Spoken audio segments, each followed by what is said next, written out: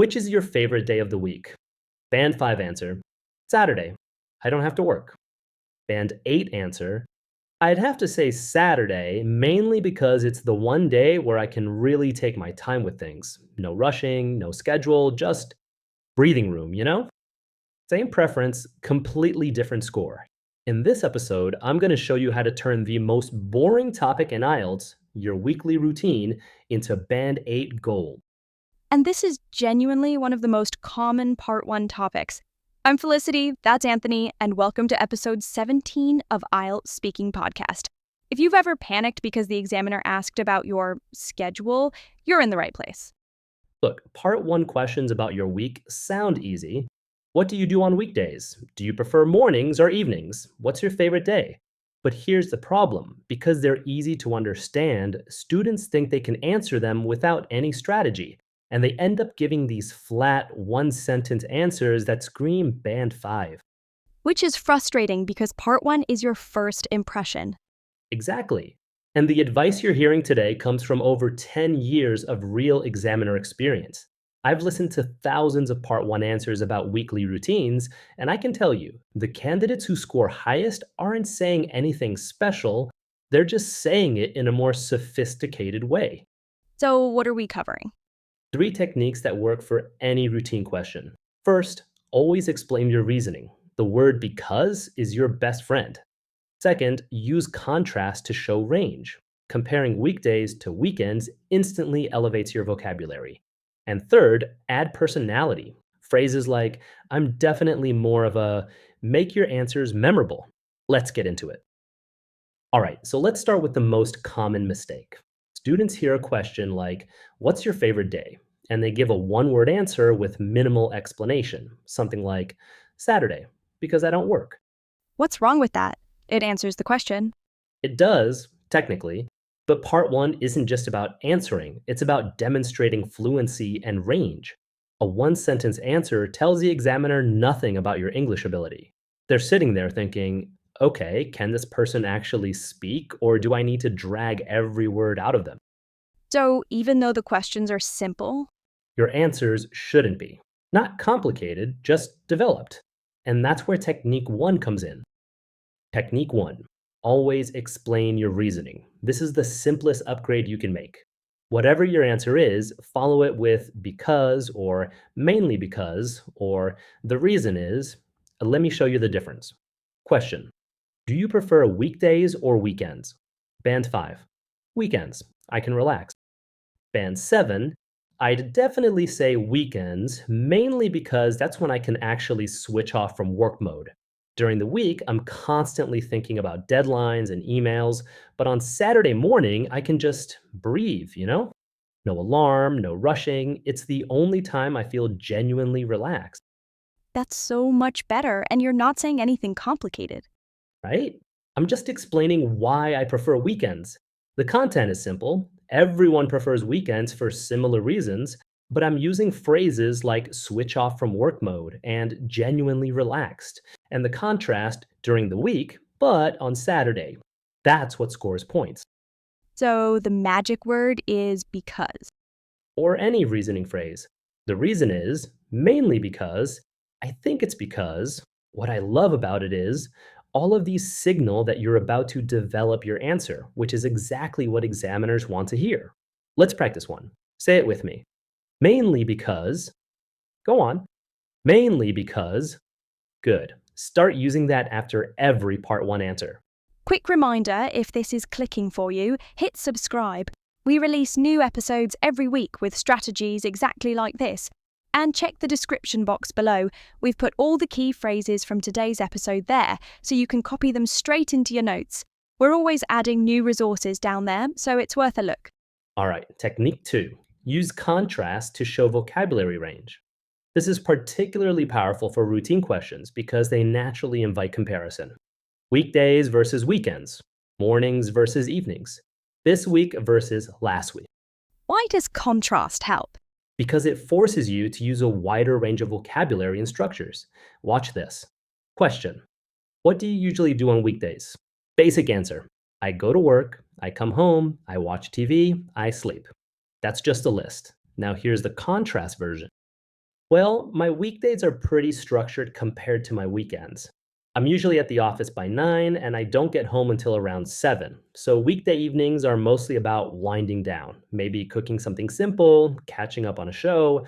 Nothing too exciting to be honest. But that's kind of the point. I save my energy for the weekend when I can actually do things I enjoy. Oh, I see. You're comparing weekdays to something else.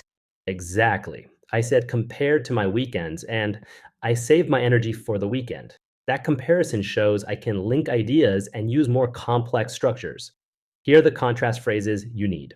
In contrast to, compared to, unlike weekdays, on the weekend, while weekdays are, weekends tend to be, let's practice. In contrast to my weekdays, say it. In contrast to my weekdays. Perfect. Now you can use that to add sophistication to any routine answer. Let me give you a full example with contrast built in. Question: are your weekends usually busy or relaxed? Felicity, are your weekends usually busy or relaxed? I'd say it really depends on the weekend, actually. Some weekends I'm pretty active, catching up with friends, running errands, maybe going to the gym. But other weekends, I deliberately keep things low key, especially if the week has been hectic. In contrast to my weekdays, which are very scheduled, I like my weekends to have some flexibility. I don't want to feel like I'm just ticking boxes, you know? So I guess the honest answer is a bit of both, depending on how I'm feeling. That was natural and had good range.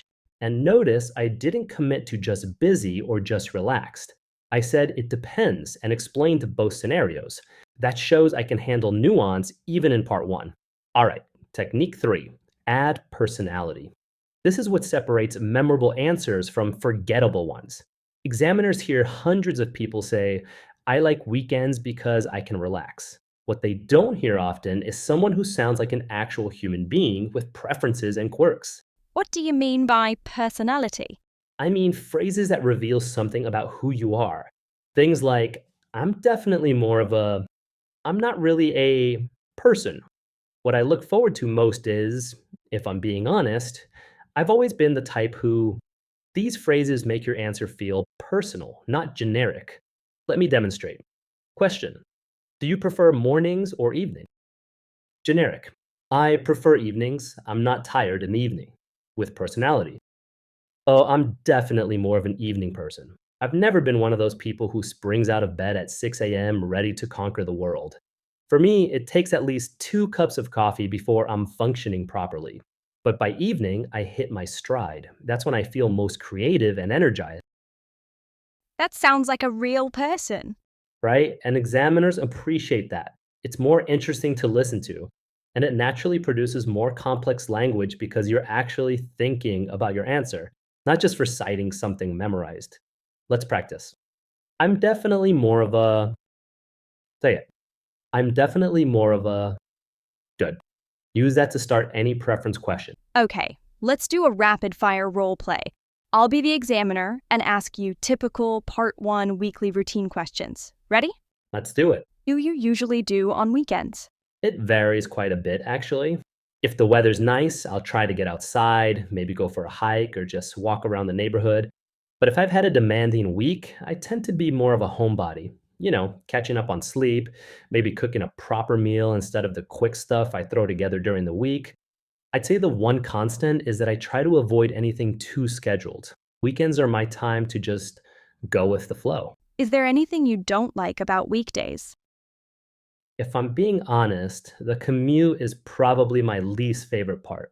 It's not terrible, maybe 45 minutes each way, but that's still an hour and a half of my day just sitting on a train. I've tried to make it productive, listening to podcasts or reading, but it still feels like dead time. What I look forward to most is the day I can work from home more regularly. That would be a game changer. Do you think you have a good work-life balance? That's a good question. I'd say I'm getting better at it. A few years ago, I was definitely guilty of checking emails at midnight, never really switching off. But I've made a conscious effort to recently create boundaries, not looking at work stuff after a certain time, actually using my weekends for rest instead of catching up. It's still a work in progress, but I'm more aware of it now, which I think is the first step. Those were all excellent. Can we break down what made them work? Sure, each answer had three things. One, a clear position with reasoning. It varies, then I explained why. Two, some kind of contrast or comparison, weekdays versus weekends, past versus present. Three, personal touches. I'm definitely more of a homebody. That would be a game changer. It's a work in progress. Those phrases made it sound like me, not a textbook. All right, let's wrap up with 3 quick wins. Bit me. Quick win number 1. Always explain your reasoning. The word because should appear in almost every part 1 answer. Don't just state your preference, tell us why. Mainly because the reason is, what I love about it is. Quick win number 2. Use contrast to show range. Compare weekdays to weekends, mornings to evenings, this week to last week. Phrases like in contrast to and unlike weekdays instantly elevate your vocabulary score. Quick win number 3, add personality. Use phrases that reveal something about you. I'm definitely more of a, I've always been the type who, if I'm being honest, these make your answers memorable and naturally produce more complex language. And here are the key phrases to practice. I'd say I'm more of a, what I look forward to most is, in contrast to, I tend to, if I had to choose. All of these are in the description box below, by the way. You can grab them there along with timestamps and extra resources we add from time to time. And that's episode 17, turning boring routine questions into Band 8 answers. If this helped, smash that subscribe button. New episodes drop every week. What's coming next? Next episode is a big one. We're tackling the most common cue card type in IELTS Part 2. Describe a time when. A time you made a decision, overcame a challenge, learned something new. These cards appear constantly, and I'm going to give you one structure that works for all of them. That sounds incredibly useful. It's called a difficult decision, perfect structure for any experience card. If you master this framework, you'll never panic at a describe a time card again. Can't wait. Until then, practice those reasoning phrases. Remember to add contrast and let your personality shine through. Part 1 is your first impression. Make it count. Don't forget to check the description for all the key phrases, timestamps, and any bonus resources we've added. See you next time. Bye, everyone.